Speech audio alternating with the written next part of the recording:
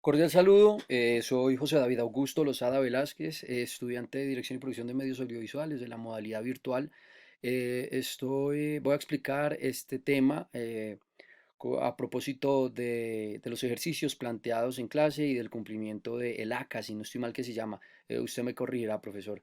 Intenté hacer estas diapositivas de la forma más breve posible y poderlo explicar muy simplificado, muy sencillo, como si se lo estuviera explicando a alguien que no entiende muy bien del tema o a alguien que no lo recuerda, probablemente como si se lo estuviera explicando a alguien como yo antes de estudiar las diapositivas y todo el material que usted nos ha dejado.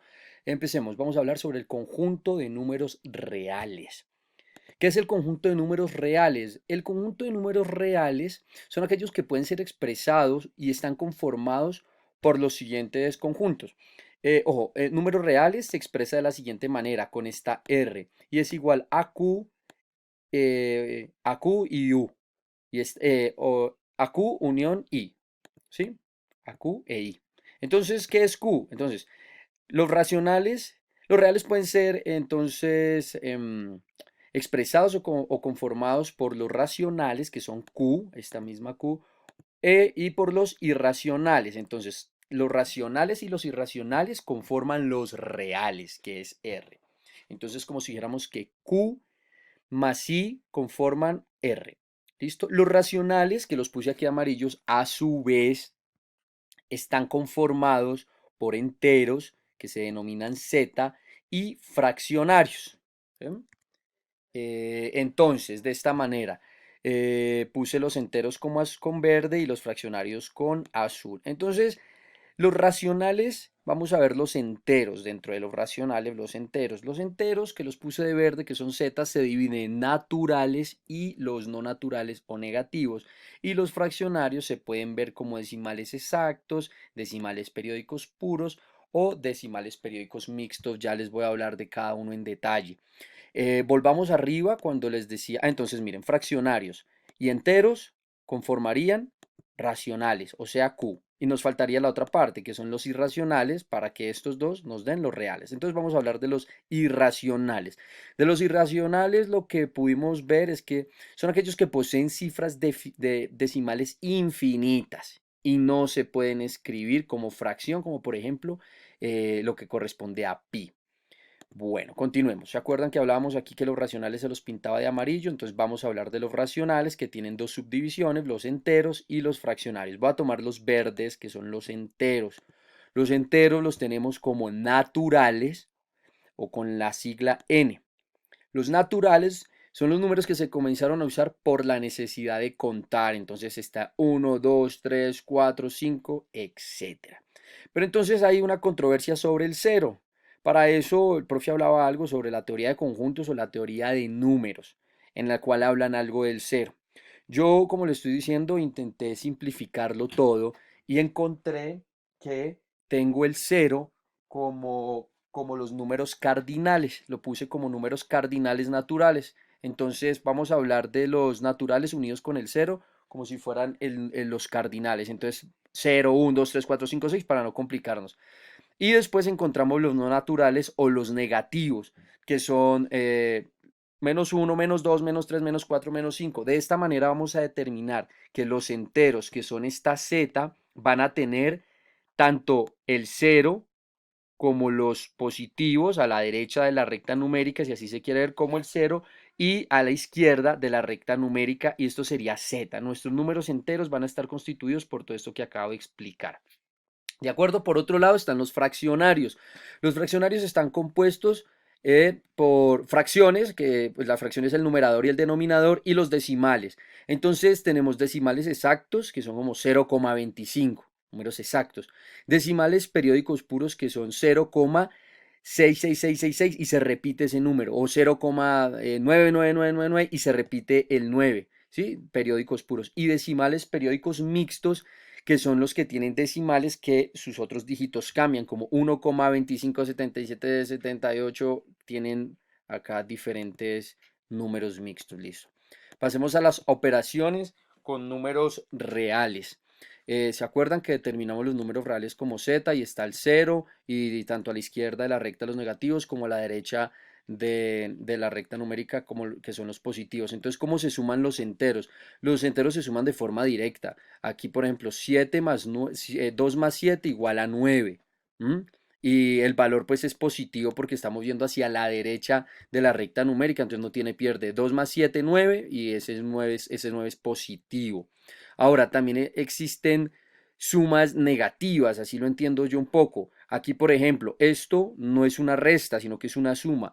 Menos 2, yo me he desplazado 2 salticos a la izquierda de la recta numérica y le tengo que sumar un menos 7, pues daría 2 más 7 es 9, pero como me estoy desplazando hacia la izquierda de la recta numérica, pues entonces conserva su valor negativo, menos 9. ¿Mm? ¿Cómo se restan los enteros? La resta de enteros también se hace de forma directa. 9 menos 2 igual a 7. ¿Mm? Eh, y acá 2 menos 7 igual a menos 5. Acá también se puede ver de la forma, nosotros la llamábamos que maneja el signo del que tenga mayor valor. Entonces, 9 menos 2 es igual a 7 y el mayor valor es 9, es positivo, entonces por eso da 7 positivo. Y acá, por ejemplo, 2 menos 7 o 5 menos 7 o 7 menos 2 es igual a 5, pero ¿qué signo tiene? El de su mayor valor, que es el 7, entonces da menos 5. Así también se puede ver. Multiplicación de enteros. Multiplicación de enteros. La multiplicación de enteros, para la multiplicación y la división, ahí sí se usa la ley de signos, ¿cierto? Solo para multiplicación y división. Entonces, tenemos más 3. Recordemos que los números que no tienen el símbolo por delante, no tienen escrito, es positivo, ¿vale? Entonces, más 3 por menos 7 por más 10. Entonces, ¿cómo se resuelve esto? Se resolvería 7 por 3, 7 por 3 nos da 21, ¿verdad? 7 por 3, 21. Más por menos, menos, ¿cierto? Entonces ahí vamos en menos 21. Y ahora, menos el símbolo negativo, menos por más, pues da menos, entonces ya llegamos a determinar este. Y 21 por 10, pues da 210 y nos da nuestro valor menos 210. Así de sencillo. Divisiones con números enteros, entonces tenemos lo mismo, ojo, hay que meterle ley de signos a esto. Menos 24 dividido menos 23. Menos por menos da más, determinamos que va a ser positivo y dividimos 24 dividido 3 nos da 8, entonces nos da 8 positivo. Esas son las operaciones de números reales enteros. Ahora, operaciones con números reales, fraccionarios. Aquí también hay que tener cuidado. Los subdivide así. Se pueden hacer los que tengan los mismos denominadores y los que tengan diferentes denominadores. Entonces voy a hablar de los fraccionarios, los que tengan el mismo denominador. ¿Cómo se haría? Una suma. Entonces esta suma se hace de la siguiente manera. Me dicen 5 tercios más 4 tercios. 5 tercios más 4 tercios. Entonces, el denominador es el mismo. Entonces se deja el 3, que es tercios. Y se suman 5 más 4, 9. Y nos da 9 tercios. Para la resta, lo mismo. Si tienen el mismo denominador, entonces se conserva el mismo denominador, 5 tercios menos 4 tercios. El denominador va a ser tercios. Y la operación que se hace arriba en el numerador sería 5 menos 4, o sea, 1. La respuesta sería un tercio. Pero ¿qué pasa cuando las operaciones, la suma o la resta se hacen con diferente denominador? Entonces aquí tenemos un medio más un cuarto. Cuando sucede de esta manera, hay que hacerlo así. Los denominadores se multiplican. 4 por 2, 8, ¿cierto? Mientras que los numeradores hacen una operación de suma cruzada. 1 por 4, 4. Más 2 por 1, 2. 2 por 1, 2. Entonces sería 4 más 2 es 8. Entonces sería 8. Tin, tin, tin, tin, 4, no, 6, perdón. 2 por, otra vez. 4 por 1, 4. Tendríamos arriba el numerador más 2 por 1, exacto, 2 por 1, 2. Entonces sería 4 más 2 sería 6 y por eso nos da 6 octavos. La resta, ¿cómo funcionaría? Un medio menos un cuarto. Entonces, en la resta, sería lo mismo, se multiplican los denominadores, 4 por 2, 8. Entonces ya tenemos listo el denominador que es octavos. Y arriba, ¿qué hacemos? Multiplicamos 1 por 4, 4, menos 2 por 1, 2. Entonces nos daría 4 menos 2 es igual a 2, por lo tanto, tenemos acá 2 octavos. Eso en cuanto a la resta con denominadores distintos. Ahora la multiplicación. ¿Cómo funciona la multiplicación? Aquí tenemos 9 quintos por 10 tercios. Entonces, la multiplicación, los denominadores, que son la parte de abajo, esta y este, o sea, en este caso el 5 y el 3, se multiplican de forma directa. 5 por 3, 15. Aquí está, 5 por 3, 15.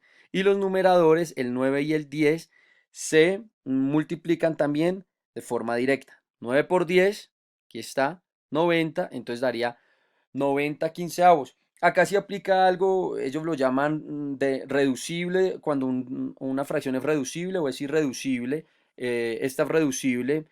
Yo la quinta parte de 15, 1 y 90 lo divido en 15, da 6. Entonces es como dividir 90 dividido 15, 6. Entonces el resultado de esta multiplicación es 6 o 90 quinceavos, como lo necesite uno para operaciones futuras. Y la división, tengo 6 séptimos dividido 3/49. ¿Cómo funciona? Los denominadores, o sea, la parte de abajo, el 7 se multiplica. No, espera. La división, ¿cómo fue que la hice? Eh, 6 por 49. Ok. El primer numerador se multiplica por el segundo denominador. Esta se hace en cruz, esta se hace cruzada. El primer numerador se multiplica por el denominador de acá, o sea, 6 por 49. Y y 7 se multiplica por 3, que serían 7 por 3 y nos da, espera un momentico. 7 por 3 quedaría denominador.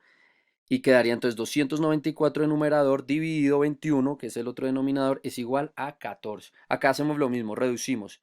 ¿Cierto? ¿Cuántas veces cabe 21 en 294? 14 veces. Y así se hacen las divisiones de forma cruzada. Donde el primer paquete va a ser el numerador y el segundo paquete va a ser el denominador. Listo. Ahora operaciones con... Eso fue operaciones fraccionarios. Ahora operaciones con decimales. Eh, Esa parte es un poco práctica. ¿Cómo hacemos la suma de decimales? Aquí tengo este ejemplo, 36,48 más 6,2354. Lo importante que nosotros debemos hacer es poner las comas una justamente debajo de la otra. Si algún número tiene más dígitos que el otro, podemos llenarlos con 6. Por ejemplo, acá pusimos 0 antes de este 6 y acá detrás del 48 pusimos 00. Esto nos ayuda a poder efectuar la operación sin alterar el resultado. Entonces hacemos la operación y el resultado nos da 42,7154. De igual forma sucede en la resta. Lo importante es primero equilibrar el mismo número de dígitos en cada número y poner las comas una justamente debajo de la otra. Este ejemplo de resta nos da 128,76. Aquí en la multiplicación se vuelve interesante y es que 2,4036 por 5,7. Aquí ya tengo el resultado, pero quiero explicar cómo se hizo. Lo que nosotros hacemos es poner las comas justamente, quitar las comas. Lo que nosotros hacemos es quitar las comas.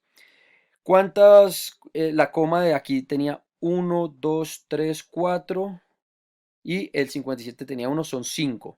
5 espacios los que al final de hacer esta operación 50, de 24.036 por 57, quitando las comas, da este resultado. Pero nosotros volvemos a añadir las comas. ¿Cómo lo volvemos a añadir? Porque nosotros contamos la coma cuántos espacios tenía. 1, 2, 3, 4 y uno de aquí, perdón, conté al revés, era 1, 2, 3, 4.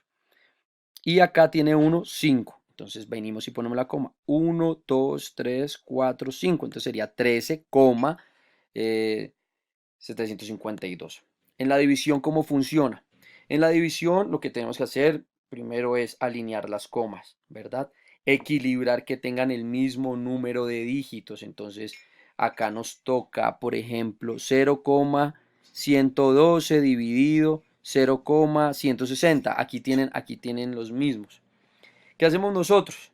Eliminamos este cero, se va con este cero y también se va este cero.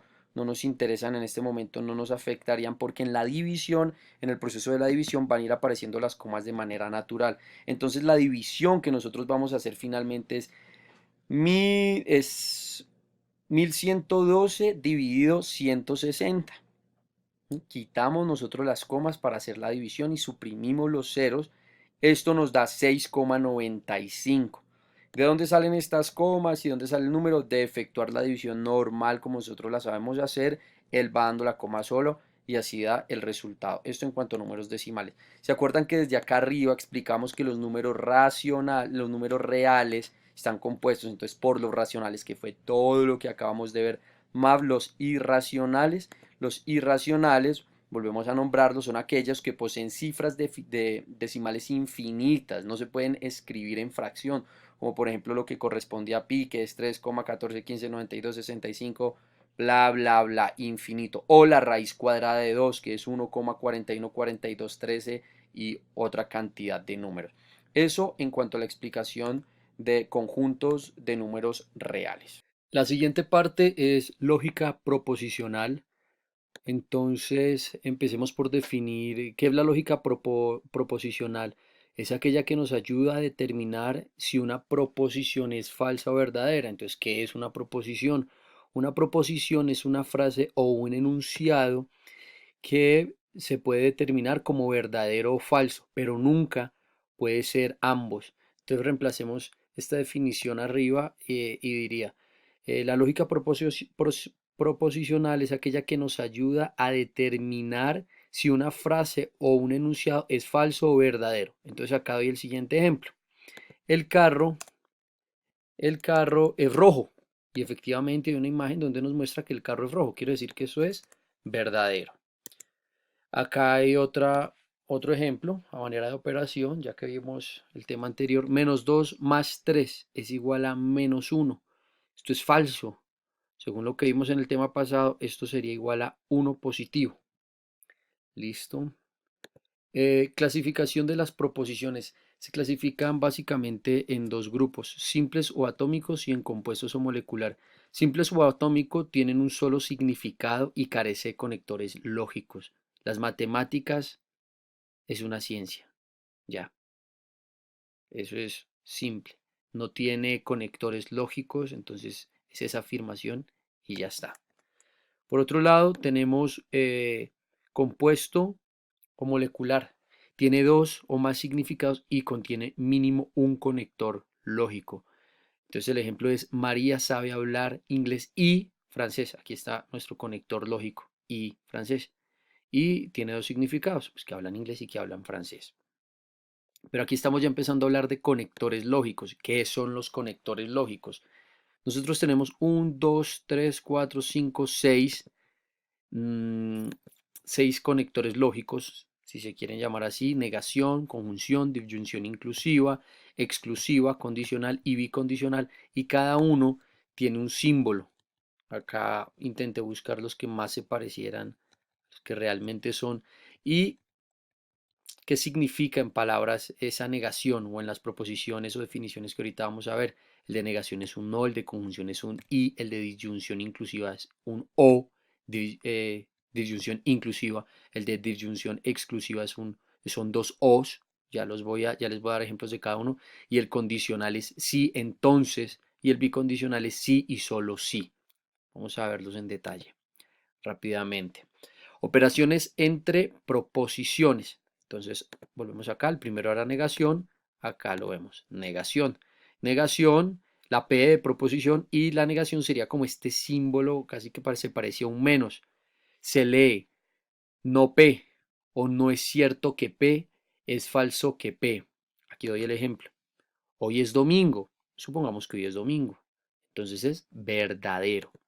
Si lo hiciéramos a partir de una negación del no P, diría hoy no es domingo. Es falso, porque hoy sí es domingo.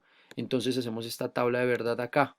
Nuestra proposición a que hoy es domingo es verdadero, ¿cierto? Entonces en negación sería falso, se invierten, y si acá es falso, acá sería verdadero. Simplemente se invierten los valores iniciales. Acá empezamos a mezclar ya cosas. Conjunción. Entonces tenemos P, este símbolo de amarillo es el que nos va a representar conjunción, como lo veíamos acá en la tabla. La conjunción es un I, es ese símbolo. Conjunción P, conjunción Q. Se lee, esa conjunción se puede leer como un pero, sin embargo, además, no obstante, aunque, a la vez. Entonces aquí está el ejemplo. Si Santiago viajó a Bogotá y, es nuestra conjunción, Zipaquirá. Entonces hacemos nuestra tabla de verdad. PQ, entonces sirve, y acá estamos en verde, miren, para que se ubiquen. Entonces Santiago viajó a Bogotá, ese es P. Si P es verdadero, Q, Zipaquirá, es verdadero, ¿qué pasa? Si Santiago viajó a Bogotá y viajó a Zipaquirá, quiere decir que la conjunción es verdadero. Viajó a Bogotá y a Zipaquirá. Por el contrario, Santiago viajó a Bogotá, verdadero, pero si le preguntamos, Santiago, ¿usted viajó a Zipaquirá? Y él dice que es falso. Entonces quiere decir que el resultado de la conjunción, aquí no se ve muy bien, pero dice que es falso. Que esta conjunción es que, el condicional es que tuvo que haber viajado a las dos partes. Entonces el tercero, Santiago, ¿usted viajó a Bogotá? Él dice, no, falso, yo no viajé a Bogotá. Y a Zipaquirá, sí, yo sí viajé a Zipaquirá. Quiere decir que la conjunción es, o el resultado es falso. Recordemos que estamos hablando de que tienen que ser las dos, no una o la otra, las dos. Santiago, ¿usted viajó a Bogotá? No. Santiago, ¿usted viajó a Zipaquirá? Tampoco. Entonces el enunciado termina siendo falso, la conjunción termina siendo falsa y nos da esa tabla de verdad. Ahora, 3, pasamos a disyunción exclusiva, acá está con morado, en esta anterior diapositiva, acá lo encontramos también en morado. La disyunción inclusiva dice, se lee O, una sola O. El ejemplo es Carlos es abogado o, esta es nuestra disyunción exclusiva, o contador. ¿Mm? Eh, bueno, creo que no leí esto en la anterior en conjunción. Esto es como el resumen que uno da. Aquí solo fue la primera verdadera, ¿no? Y dice, solo es verdadero cuando ambos P y Q son verdaderos. Eso es lo que uno alcanza a analizar de esta tabla. Ahora sí continuamos. Estamos en disyunción exclusiva, es el que está en morado. Aquí está el O. La P la vamos a seguir viendo en verde y Q la vamos a seguir viendo como en esa especie de vino tinto. El ejemplo es, Carlos es abogado contador. Entonces vamos aquí a generar esta tabla de verdad. Carlos, ¿usted es abogado? Él dice, sí, yo soy abogado. Oiga, ¿y usted es contador? Sí, también. Entonces, el enunciado está claro, es verdadero, porque sí es, puede ser las dos. Entonces, verdadero. No hay ningún problema. Luego le preguntamos, Carlos, hermano, ¿usted es abogado? Dice, sí. ¿Y usted es contador? Dice, no, yo no soy contador. Quiere decir que esta frase es verdadera, el enunciado, porque puede ser o lo uno o la otra, con que cumple alguna de las dos condiciones, es verdadero. No nos están mintiendo en la frase, entonces verdadero. Tercero, Carlos, ¿usted es abogado? Él dice, no, yo no soy abogado. Pero usted es contador y él dice, sí, yo soy contador. La frase sigue siendo afirmativa o verdadera porque cumple con una o la otra. Entonces, verdadero. Y la única manera de que quede falso en esta tabla de verdad es que le preguntamos, Carlos, ¿usted es abogado? Él dice, falso, yo no soy abogado. Está aquí. Y usted es contador y dice, yo tampoco soy contador. Quiere decir que el enunciado Carlos es abogado contador es falso. Por ningún lado, pues, puede haber sido verdad. Entonces así quedó esta tabla de verdad. Y lo que se puede analizar de esta tabla es que solo es falso cuando ambos son falsos. Correcto. Disyunción exclusiva. Acá está de este color, como color piel. P sigue siendo verde y Q sigue siendo vino tinto. Y se lee si bien P o bien Q. Aquí, o bien, o bien. ¿Se acuerdan que ya lo teníamos en O? Dos O, O. Entonces aquí está el ejemplo para que se entienda. Ejemplo, si estamos en un ascensor, dice, muchos de los ejemplos que estoy dando son de las diapositivas de unas que nos dejaba el profesor en unos links, ¿no? No alguno para que, o sea, esa es mi referencia. Estoy haciendo algunos mismos ejemplos. Los estoy tomando de ahí prestados. Ejemplo. O bien, entonces estamos en un ascensor y el ascensor está efectivamente en movimiento. Entonces, o bien subo o bien bajo. ¿Vale? Entonces empecemos. Verdadero. Eh, el ascensor sube, pero también va a bajar, pero él necesita o la una o la otra, no las dos. Entonces, o bien sube o bien bajo, este sería falso. De lo contrario, el ascensor va subiendo, verdadero, pero no va a bajar, entonces al mal sí le sirve. Entonces aquí queda verdadero. Y aquí lo mismo. El ascensor no va, o bien subo, pero el ascensor falso, porque el ascensor no va a subir, pero sí va a bajar, entonces no sirve, verdadero. Y ni sube ni baja, entonces es falso por ambos lados. Acá dice, es falso cuando los valores son iguales. La única manera de que aquí sea falso es porque los valores de P y de Q fueron iguales, entonces es falso. Y acá es falso porque los dos valores fueron iguales. Eso es lo que uno alcanza a analizar de disyunción exclusiva. Pasemos a condicional y bicondicional rápidamente. Condicional, este es el símbolo, esta flechita para adelante, se lee si P, entonces Q. Aquí el condicional, se los dejo de gris. P ya sabemos que está de verde, Q ya sabemos que está de vino tinto. El ejemplo es, si gano las elecciones, entonces, ahí está el condicional, bajar los precios de los combustibles. Hacemos la tabla de verdad. Gano las elecciones, en el primer caso, gano las elecciones y bajó los precios de los combustibles, quiere decir que el enunciado es verdadero. En el segundo caso, entonces, ganó las elecciones, pero no bajó el precio de los combustibles. Ah, se parece a los políticos de acá, es mentira, entonces esto es falso. Tercer enunciado, dice que él no ganó las elecciones, pero sí bajó el precio de los combustibles, no sé cómo lo haya hecho, pero entonces esto es verdadero. Y dice que no ganó las elecciones y tampoco bajó el precio de los combustibles. Esto es verdadero porque la condición era que si las ganaba, lo bajaba. Iban de la mano, entonces pues es vivo el que ponga aquí verdadero porque cumplió, que cumplió las otras dos. Estas dos al ser falsas, esta es verdadera. Entonces dice que solo es falso, aquí solo una falsa. Solo es falso cuando el primero es verdadero y el siguiente es falso. Solo fue falso en este caso, cuando el primero es verdadero y el siguiente es falso. Por último, bicondicional. El bicondicional, acá lo teníamos de rojo, esa era nuestra tabla guía, ese es nuestro símbolo, una flecha ida y vuelta. P va a seguir de verde, no lo puse de verde, y Q de vino tinto. Bueno, puse fue aquí el sí, solo sí, de rojo, sí, solo sí. Entonces dice así, Jorge, Jorge recibirá la bonificación si y solo si se capacita. Entonces vamos a la tabla de verdad. Lo verde sería Jorge recibirá. Un momentico. Por acá yo lo tenía. Jorge recibirá la bonificación, correcto. Todo esto sería verde. Jorge recibirá la bonificación.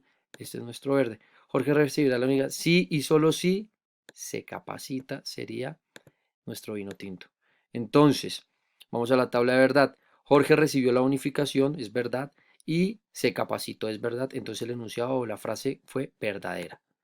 Ahora, fue verdad que Jorge recibió la bonificación, pero no se capacitó, entonces la frase o esto es falso. Tercero, Jorge recibió la bonificación tercero, Jorge no recibió la bonificación, pero sí se capacitó. Entonces quiere decir que esta frase, lo enunciado, es falso, ¿cierto? Y por último, Jorge no recibió la bonificación y tampoco se capacitó. Entonces, verdadero. Mm, Aquí dice, lo que analizamos de esta tabla es que es verdadero cuando los valores son iguales. Entonces, en el primer caso y en el segundo caso. Ajá. Listo. Terminamos entonces de este modo operaciones entre proposiciones. Por último, sería responder cómo utiliza uno tanto lo que vimos en el primer tema,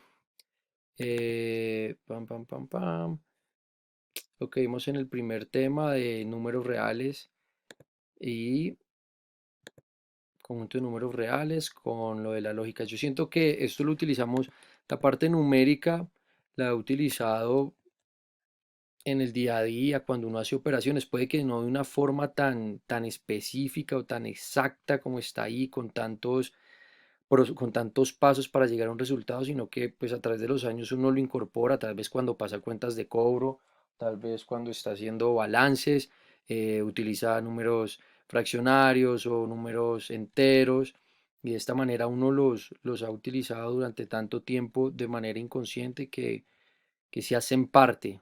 Entonces con este trabajo uno se da cuenta que se hacen parte. Y la lógica proposicional para mí le permite a uno en el día a día tener deducciones o inferencias de muchas cosas. Lo mismo, puede que no sacando estas tablas específicamente, pero sí utilizando la información de manera práctica sobre decisiones, sobre deducciones o sobre inferencias que uno haga en distintos temas. Bueno, esto es todo, profe. Hasta la próxima.